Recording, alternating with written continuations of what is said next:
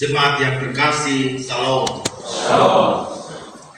Perumpamaan tentang lalat di antara gandum. Bapak Ibu dan saudara-saudara yang terkasih, pertanyaan mungkin yang menggelisahkan kita semua adalah mengapa kejahatan ini masih terjadi hingga saat ini? Kalau Tuhan memang ada, seharusnya Tuhan meniadakan seluruh kejahatan dalam bentuk apapun juga. Kalau memang pemerintah kita ini jahat, ya, dalam korupsi dan nepotisme, dalam semua persekongkolan buruk yang mereka perbuat, kenapa Tuhan tidak musnahkan mereka saja, agar biar kebaikan itu tumbuh dan kejahatan itu selesai? Pertanyaan ini tentu tidak bisa membutuhkan jawaban yang iya atau tidak, tetapi sebuah persoalan rumit yang butuh jawaban juga yang rumit dalam implementasi atau melakukan. Dalam pelayanan tahun 2010 di Malang Selatan, kami bercakapkan dengan Bapak Pendeta di situ dan juga Bapak Kepala Desa. Ada sebuah tempat di pantai Sendang Biru namanya. Di daerah itu hampir semua perempuan-perempuan di situ, hampir semua, jadi tidak semua, pekerjaan mereka itu adalah kupu-kupu malam, wanita tugas susila. Yang juga hari Minggu mereka ke gereja, Bapak, dan kebaktian gereja. Dan di tepi pantai itu ada pusat prostitusi bagi para nelayan, ada kapal-kapal besar, ada sebuah dermaga yang datang, namanya dekat Pulau Sempu di Malang Selatan. Kami adalah orang-orang muda yang datang dengan idealisme, tahu sudah ya, baru lulus kuliah. Apa yang kita lakukan terhadap ini? Kadang-kadang bilang begini, tutup itu prostitusi, tutup sudah, supaya perempuan-perempuan ini orang bertobat. Kedengarannya ideal, Bapak. Ya toh? Kedengarannya memang menyelesaikan masalah. Tapi Bapak Pendeta ini dengan jawab dengan bijaknya dia bilang begini, adik-adik, kalau kita tutup itu prostitusi di dalam jadi tepi pantai sana. Jadi perempuan-perempuan ini mereka di mana mereka beroperasi? Di rumah. Jadi tadinya itu terkumpul di sana, akhirnya mencemarkan satu desa ini. Paham Mama ya? Jadi apa yang mereka lakukan bersama dengan laki-laki hidup belang itu akhirnya bisa terjadi di dalam rumah-rumah tangga. Gila. Lalu kami tanya, apa yang Bapak Pendeta buat?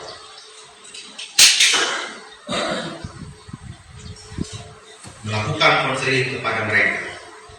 Dan bagi yang mau pulang kembali kepada kebenaran, kami sebagai gereja juga menopang dengan segala macam keterampilan supaya mereka juga berusaha dan memulai hidup mereka yang baru. Apakah mereka datang ke gereja? Mereka tiap minggu perempuan-perempuan datang di gereja. Tetapi saya harus berkhotbah dengan penuh bijak. Saya tahu pertobatan itu hanya Allah yang mengerjakan. Saya hanyalah Allah yang Tuhan pakai untuk menyadarkan mereka. Bapak Tua itu bijak sekali. Tahun 2022, waktu saya tugas di Malang dalam pelatihan, saya ketemu si Bapak itu. Saya bilang, Bapak dulu yang di Malang Selatan sekarang. Iya. Aduh, saya sudah sekarang di Sinode, dia bilang. Luar biasa, Bapak saya bilang. Bagaimana sudah di sana? Ya, Tuhan. Sekarang kehidupan di sana semakin membaik, katanya. Dulu situ memang pusat prostitusi, tapi sekarang puji Tuhan situasi itu sudah hilang dan semua orang-orang itu sudah kembali ke dalam kehidupan. Dari 2010 ke 2022 bukan perjalanan yang mudah. Ada proses yang memang tidak bisa kita sangkali bagaimana Tuhan itu bekerja. Itu desa Kristen, Bapak ya, sorry. Sendang Biru itu desa Kristen. Tempatnya di KJW, gereja Kristen dari Wetan itu melayani. Jadi satu desa itu mereka Kristen dan situ di Peniban itu zaman dulu kala itu radio Kristen pertama itu ada di situ, radio Kristen. Jadi itu lokasi tempat kami belajar selama 2 minggu waktu itu. Bapak Mama dari cerita ini ingin dikatakan bahwa gandum selalu tumbuh di antara laut. Dan di antara laut. Gandum di antara laut. Ketika Tuhan menciptakan manusia, apa yang Tuhan bilang? Semua baik adanya. Baik saja. Ya. Ular juga diciptakan baik saja. Tapi ada saja kuasa iblis yang datang menggunakan ciptaan Tuhan itu untuk mengelabui seluruh kepercayaan dan iman. Sang Tuhan menaburkan lalat, menaburkan gandum. Dia tidak pernah menaburkan lalat di dalam ladangnya itu. Sehingga hamba-hambanya juga tanya, Tuhan kan menaburkan gandum, tetapi kenapa lalat itu juga ada di sana? Dan dia katakan bahwa si iblis yang datang untuk menaburkan juga benih yang lain di dalam seluruh manusia. Dia tidak mau gandum itu bertumbuh dengan baik, tumbuh dengan subur, tumbuh untuk memberikan bulir-bulir yang bagus. Dia bilang, oh tidak bisa. Ini ada yang baik dan harus ditempatkan juga apa yang tidak baik. Lalu hamba-hambanya yang penuh semangat, kalau begitu tidak cabut. Bapak mama, teknik untuk mencabut kita mungkin berapa pernah di sawah ya. Si Imam Satria pernah di sawah di bawah ya. Di lewat kami di sawah. Kita darah di sawah. Kalau padi sedang tumbuh, 1 bulan cabut terlalu semangat dicabut itu ini apa? Itu rumput. Pasti tinggal dia mungkin sekitar 1,5 bulan ya. 2 bulan begitu sudah kuat dia punya akar itu padi, baru kita menyiap. Jangan itu padi tumbuh sudah mulai begitu dari bibit baru situ ada juga rumput. Kamu coba-coba masuk. Yang pertama hancur semua ya akar-akar itu.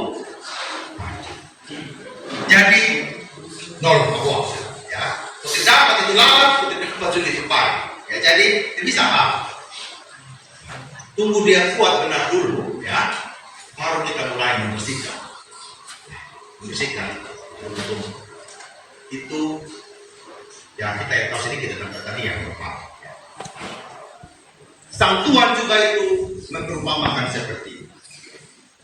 Jangan, nanti pasti akan tercapai semua itu. Bapak Ibu, ya. Tantangan yang tidak mudah. Bahwa dalam pertumbuhan iman antara kita sebagai umat manusia selalu berdampingan dengan hal-hal yang tidak baik. Dan seringkali hal yang tidak baik itu kita mau langsung beres memang hari ini. Ternyata itu bertahan. Tetapi tidak semua orang juga mau untuk ada dalam proses yang bertahap itu. Saya tahu beberapa para pelayan ada dalam keputusasaan ketika menghadapi jemaat yang tidak kunjung berubah. Selalu melakukan hal yang sama. Berulang kali majelis jemaat mengulang-ulang tentang firman Tuhan, tetap saja suka hilang di tengah jalan. Saya memahami perasaan orang tua bagaimana harus menyelesaikan dan menguraikan persoalan dalam rumah tangga bersama dengan anak-anak.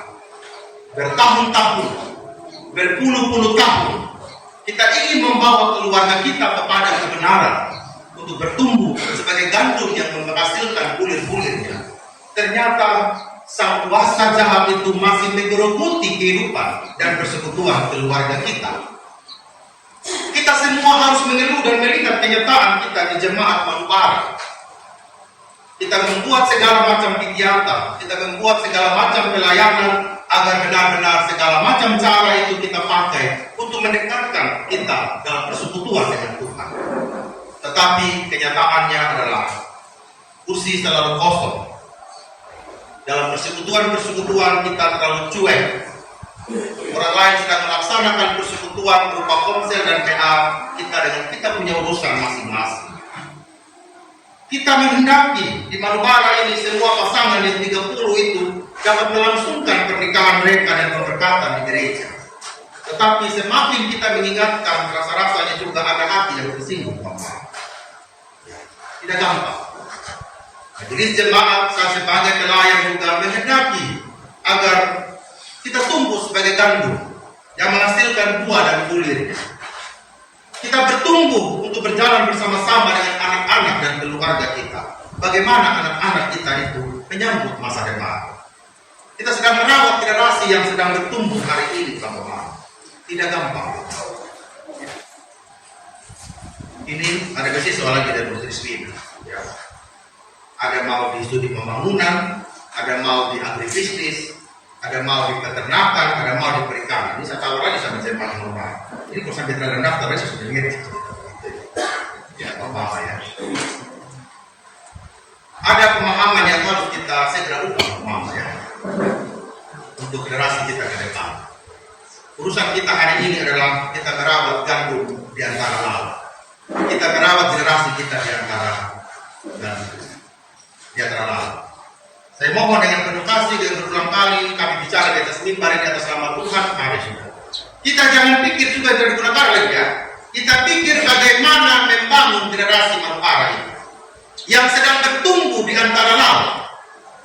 Betul-betul tidak memahami. Sedang bertumbuh di antara laut. Kejahatan hadir, segala macam hadir di antara kita ini. Kekerasan, pelecehan terhadap anak-anak kita sedang hadir di hadapan kita ini. Jangan sampai kita terlambat untuk merawat generasi Manupara ini yang sedang berada di antara laut. Oleh karena itu, dalam renungan kita pada hari ini, hal yang pertama adalah fokuslah kepada pertumbuhan gandum. Hendaklah kamu berakar dalam dia dan dibangun di atas dia. Fokus jadi gandum yang sehat, bukan sibuk menuntut kehilangan. Fokus untuk memperkatakan yang benar dan baik. Cukup sudah itu kata-kata yang penuh utuh terhadap keluarga dan anak-anak. Fokus kepada hal-hal yang optimis bagi gereja ini. Berhenti sudah mengatakan hal-hal yang tidak pasti terhadap seluruh persekutuan gereja kita. Meskipun itu berat, Bapak Ibu. Fokus sudah kita untuk melakukan apa yang benar di hadapan Allah. Kita tidak fokus lagi melakukan apa yang sesuai dengan hati dan kehendak kita. Kita harus benar-benar serius untuk membangun diri kita dan membangun keluarga kita. Hal yang kedua, belajarlah untuk berjaga-jaga. Musuh yang menabur ilalang yang bernama iblis itu selalu ada di sekitar kita. Jaga hatimu, jaga keluargamu, jaga seluruh ajaran, jaga seluruh didikan yang ada di dalam keluarga kita. Jangan menyerah, Bapak-Bapak. Generasi hari ini, ya, kayak generasi teruk semua. Kita omong yang tegas, orang sudah mulai tinggi dan segala macam. Ini ancaman apa, Bapak? Bunuh diri, toh? Hiu, mulai ngomong. Kadang-kadang saya ingatkan satu generasi muda hari ini, ya, kalau orang tua ngomong yang tegas sama kalian itu bukan berarti orang tua juga tidak suka. Jadi tolong deh, apa yang orang tua ngomong dan nasihati kepada kalian. Orang tua itu ada di rumah. Ketika kalian pergi sekolah, ketika kalian pergi kuliah, itu berarti kepercayaan itu sudah Tuhan orang tua berikan kepada kalian. Dan tolong jaga hati terhadap segala hal yang tidak ada mendatangkan pertumbuhan bagi hidup kita sebagai orang-orang tua. Hal yang ketiga, bersabar dalam mengasihi. Ya, tidak gampang. Kita bilang sabar, tapi kita lihat orang lain ini kan suka normal. Kenapa tidak pernah berubah? Kenapa tidak pernah datang gereja? Kenapa dia terus nikah sudah ya? Kenapa dia selalu begitu saja? Pada akhirnya membutuhkan hati yang mengasihi kepada orang lain. Tidak ada jalan lain untuk merawat ini kehidupan ini selain ada kasih kita kepada orang lain. Mungkin kemarin Bapak Ibu setelah sidang sinode ada masalah di segala itu ya, heboh di Facebook yang menghujat pendeta begitu ya. Saya tidak tahu Bapak Ibu ikuti tidak. Ya, heboh segala macam. Semua orang pada emosi, pendeta-pendeta pada emosi. Wah, kita punya jabatan ini dipermalukan di Facebook. Ya, saya tidak malu memang. Saya tidak melayani, malu. Saya bilang, saya melayani, saya bilang. Menyelesaikan lagi masalah itu, sinode. Ya, kalau secara manusia, Bapak Ibu kita mengkampar orang. Kan? Tapi sekali lagi, Ketika ada orang yang menghujat jabatanmu, ya, ketika ada orang yang tidak suka sama kita sebagai pendeta, ya, sebagai pendeta juga kita harus belajar dan merendahkan diri di hadapan Tuhan. Mungkin ada perkataan kita yang salah, ada perbuatan kita yang keliru, ada sikap kita yang tidak menyenangkan hati orang lain. Kita perlu hati yang sabar. Tapi tidak gampang Bapak Ibu. Kalau saya ngomong ke teman-teman pendeta, tidak salah, tidak, jangan begitu Pak Pendeta. Dia yang sudah dikasih kita pernah menjadi sepuluh, gitu kan? Om sama. Jadi saya bilang satu saja di hidup ini. Ya, merendahkan diri, dia dapat. Pendeta dan pelayanan kita bukan bebas kritik. Silakan kritik. Tapi itu yang harus membangun diri kita. Berproses, bersabar, membangun kasih, mendengarkan semua. Orang tidak suka, kita sudah buat yang baik, orang juga tidak suka, Bapak. Jangan kita pikir ketika kita sudah buat yang baik, kemudian seluruh dunia suka, tidak, Bapak. Disinilah kasih dan kesabaran itu harus tetap berdiri tegak. Jangan sampai kasih itu dipadamkan oleh rupa-rupa yang ada di dunia ini, terutama lalam yang akan dihancurkan dan mengganggu. Nas pembimbing kita bilang apa? Dalam Roma 12 ayat 21. Janganlah kamu kalah terhadap kejahatan, tetapi kalahkanlah kejahatan dengan kebaikan. Kiranya firman Tuhan ini meyakinkan saya dan Bapak Mama untuk tetap pandang hidup ini secara optimis. Gandum harus kita tanam, meskipun harus berdampingan dengan lalat. Tetapi percaya, ketika gandum itu berkualitas, dia tidak akan kalah dengan lalat. Lalat pasti akan dihancurkan. Amin. Tuhan menolong saya dan Bapak Mama semua. Amin untuk firman Tuhan.